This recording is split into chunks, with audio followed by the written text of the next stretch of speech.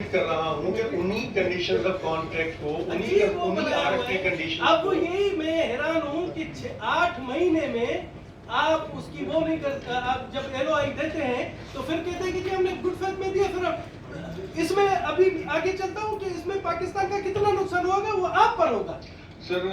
ये आपको मैं मुझे बताएं कि अगर ये कैंसिल किया दोबारा होगा तो कितना नुकसान होगा, ये मुझे बताएं। 300 अरब रुपए।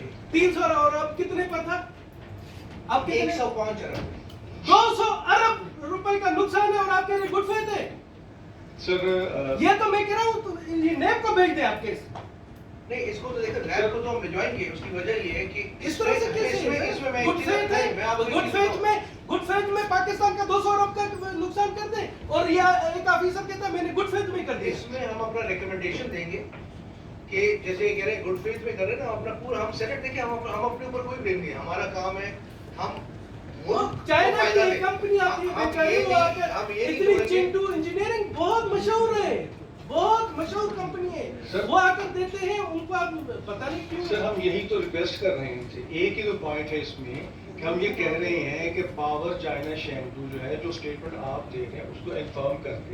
मैं यही आपसे अर्ज कर रहा हूं। जी सर, मैं ये कर रहा हूँ 8 महीने हमने जख मारी है कि सुन ये नहीं कर सके जी, वो 42 वो क्वालिफाई नहीं कर रही थी तो क्यों टाइम बर्बाद किया भाई?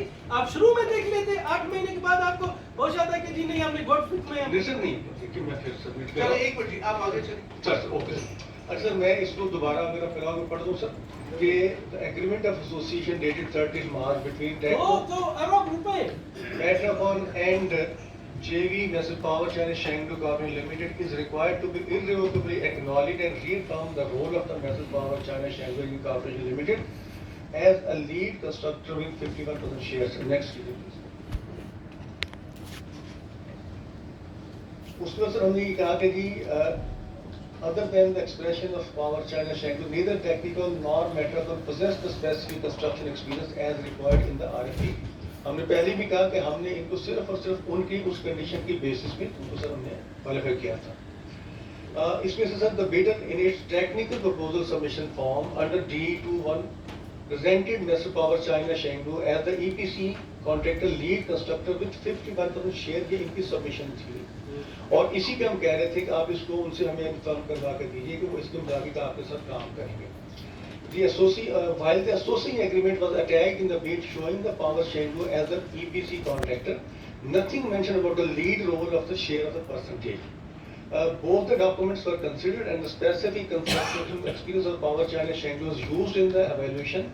Consequently, the procurement process was taken forward to the next stage.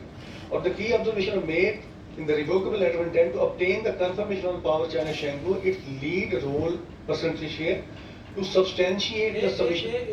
Ji sir. Simple देखिए टेक्निकल हमें आपकी समझ नहीं आती। 51% था चिंटू चाइना, ठीक है 49 मेट्रो तो मेट्रोकॉन का क्या तजुर्बा? ठीक है जी, आप बकौल आपके क्यों मेट्रोकॉन का ये तजुर्बा नहीं था? सर मैंने आगे स्लाइड गाई में एक्सप्लेन कर दिया तो वो पॉइंट सिंपल नहीं, पेट्रोकॉन के बेबीज हैं, कितने बड़े-बड़े कंपनीज आप यू नॉट टेकिंग।